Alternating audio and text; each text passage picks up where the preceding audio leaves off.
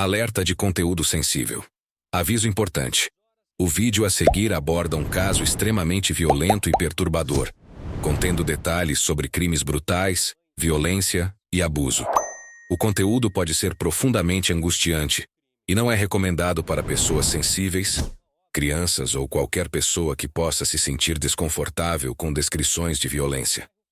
Pedimos que você assista com cautela e, se necessário, acompanhe com alguém de sua confiança. Agradecemos sua compreensão.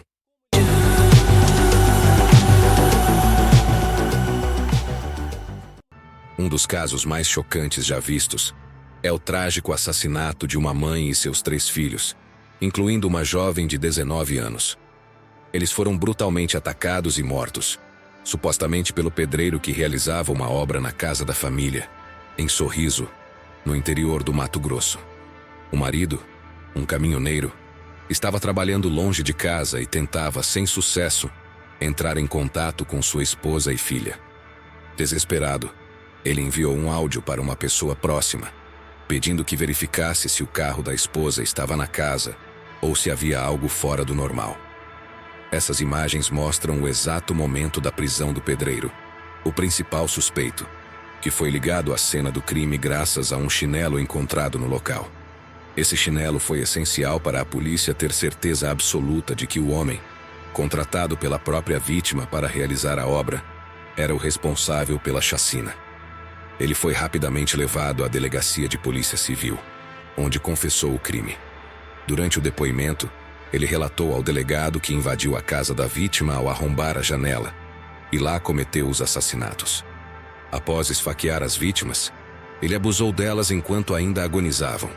Esse ato brutal foi praticado contra as 3 vítimas, com exceção da menina mais nova, de 10 anos, pois ele estava sob o efeito de grande quantidade de drogas e, por isso, não conseguiu prosseguir. Após o ataque, o suspeito saiu da cena do crime e voltou para a obra onde trabalhava e morava, agindo como se nada tivesse acontecido. O crime só veio à tona porque o pai da família, sem conseguir contato com os parentes, enviou um áudio pedindo ajuda e posteriormente ligou para a polícia, solicitando que uma viatura fosse até a residência. Os policiais chegaram ao local, acessaram o quintal e se preparavam para arrombar a porta quando notaram que a janela do banheiro estava danificada. Ao entrarem na casa, encontraram o corpo da mãe no corredor. Segundo o investigador, ela tinha as mãos cheias de cabelos do agressor, indicando que lutou bravamente para proteger sua vida e a de suas filhas. Ela apresentava várias marcas de esfaqueamento por todo o corpo. Com base nos fios de cabelo encontrados na cena, os policiais conseguiram rastrear o suspeito. Eles iniciaram a busca por imagens de câmeras de segurança nas casas vizinhas, até chegarem à obra onde o criminoso trabalhava. Durante as entrevistas com os funcionários, um dos pedreiros chamou a atenção por estar com ferimentos na cabeça, resultado da briga com a vítima. Ao verificar os antecedentes desse pedreiro, os investigadores descobriram que ele era um fugitivo procurado por crimes de homicídio, estupro e latrocínio em uma cidade próxima. Diante das evidências, o suspeito foi preso e confessou o crime. O agressor levou os policiais a um barraco de obra, onde revelou as roupas ensanguentadas usadas no ataque. Ele também guardava uma peça íntima da menina de 10 anos, possivelmente para relembrar o crime, o que levou os investigadores a suspeitarem de premeditação. A atrocidade causou revolta na comunidade de Sorriso, que organizou manifestações em frente à delegacia, forçando a transferência do suspeito para Sinop, cidade a 60 quilômetros do local do crime. Com 34 anos, Gilberto foi transferido de avião pelo Centro Integrado de Operações Aéreas, CIOPAER, e atualmente está no presídio Oswaldo Florentino Leite, o Ferrugem, em Sinop. Os corpos das vítimas foram velados sob forte comoção no ginásio da cidade, em meio à revolta dos moradores. Este caso evidencia a fragilidade do sistema de justiça, que permitiu que um criminoso com histórico de crimes graves estivesse solto. A reincidência é um risco real, especialmente em casos envolvendo criminosos sexuais, mostrando que, em muitos casos, a prisão não é suficiente para reabilitar um indivíduo com histórico de violência extrema. Este homem é possivelmente um indivíduo com distúrbios graves, apresentando características de comportamento extremamente perigoso. Um ponto crucial da investigação foi a descoberta, pela polícia, de roupas manchadas de sangue em uma casinha ao lado da construção onde ele trabalhava. Dentro da residência das vítimas, foram encontradas marcas de chinelo, que coincidiram exatamente com o calçado que ele usava, indicando que era o mesmo usado durante o crime. Essas evidências foram essenciais para confirmar sua participação nos brutais assassinatos das 4 mulheres dentro da casa. Além disso, ele havia levado uma peça íntima de uma das vítimas, o que reflete um comportamento perturbador, típico de indivíduos que buscam relembrar seus atos criminosos.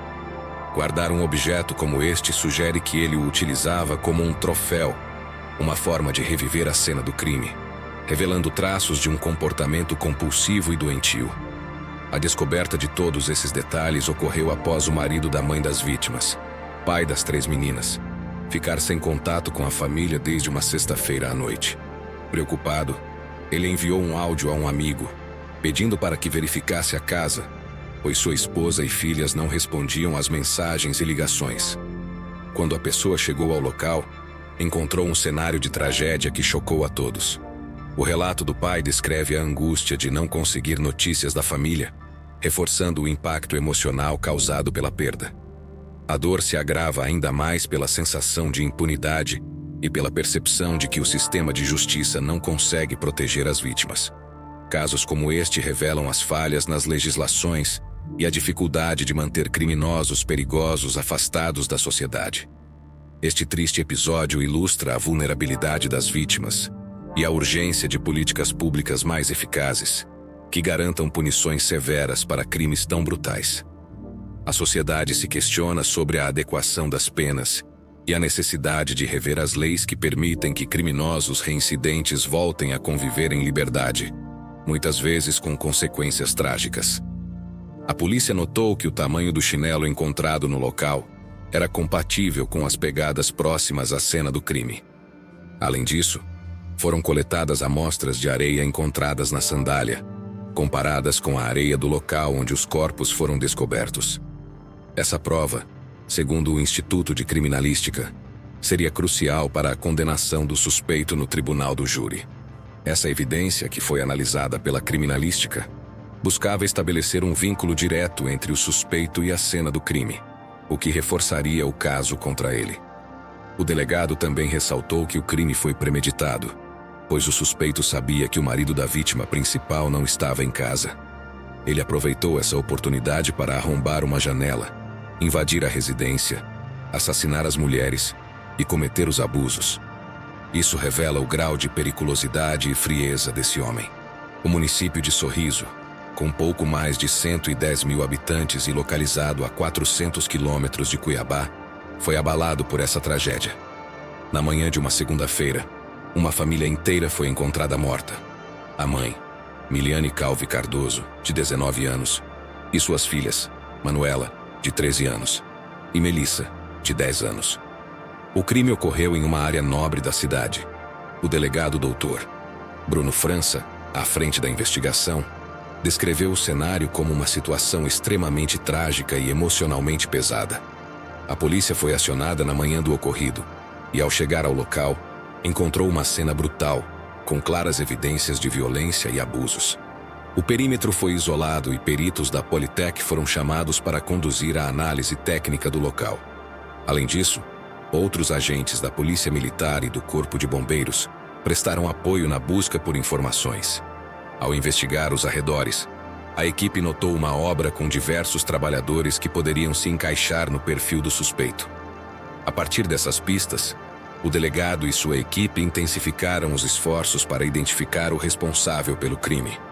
No terreno vizinho à casa onde o crime ocorreu, constatou-se que a lateral da residência, próxima à obra, havia sido arrombada.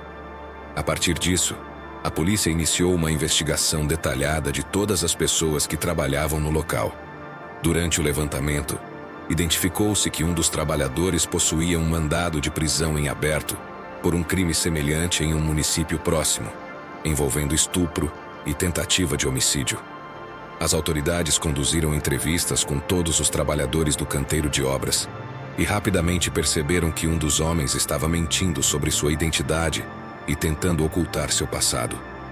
As pegadas encontradas na cena do crime, nas poças de sangue já secas, eram evidências cruciais, além dos cabelos arrancados das vítimas durante a luta com o agressor.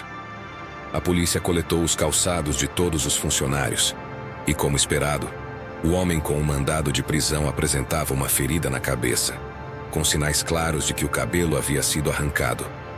Além disso, seu calçado correspondia perfeitamente às pegadas encontradas na cena. Ao ser confrontado com as evidências e o mandado de prisão, o suspeito imediatamente confessou o crime. Ele entregou as roupas usadas durante o ataque, todas manchadas com o sangue das vítimas, a arma utilizada e as roupas íntimas das vítimas que ele havia levado como lembranças, um comportamento comum em criminosos sexuais predadores.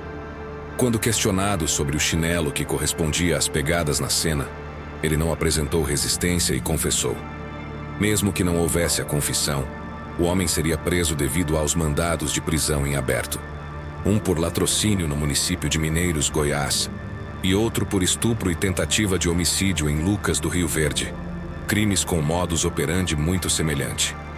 O agressor revelou que sua intenção ao invadir a casa era estuprar as vítimas. Quando as filhas da mulher acordaram e começaram a gritar, ele decidiu atacar todas elas.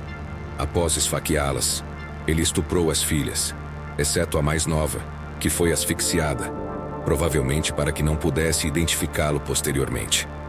Após a prisão, o suspeito foi levado para a delegacia de Sorriso, onde confessou os crimes. Mas devido à comoção popular causada pela brutalidade do caso, ele foi transferido de helicóptero para um presídio em Sinop.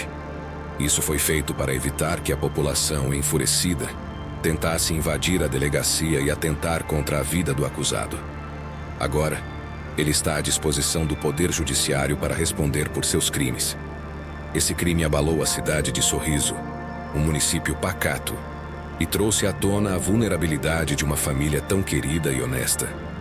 A expectativa é de que a justiça seja feita e que o responsável seja punido com rigor, refletindo o sentimento de indignação que se espalhou por todo o Brasil diante dessa tragédia. Este caso trágico deixou uma marca profunda em Sorriso e em todo o Brasil, destacando a vulnerabilidade e a dor de uma família que teve seus sonhos interrompidos de forma brutal. A ação rápida e eficiente das autoridades garantiu que o responsável fosse capturado, e agora, espera-se que ele enfrente a justiça pelos crimes hediondos que cometeu. Que este caso sirva de alerta sobre a importância da segurança e da vigilância comunitária, e que a memória das vítimas seja honrada, não apenas com palavras, mas com ações concretas que impeçam que crimes como este voltem a acontecer. Agradecemos por acompanhar este vídeo até o final. Se você gostou do conteúdo, deixe seu like, se inscreva no canal News Web Doc e ative o sininho para não perder os próximos vídeos. E não se esqueça de compartilhar suas opiniões nos comentários. Sua participação é fundamental para continuarmos trazendo conteúdos relevantes. Nos vemos no próximo vídeo.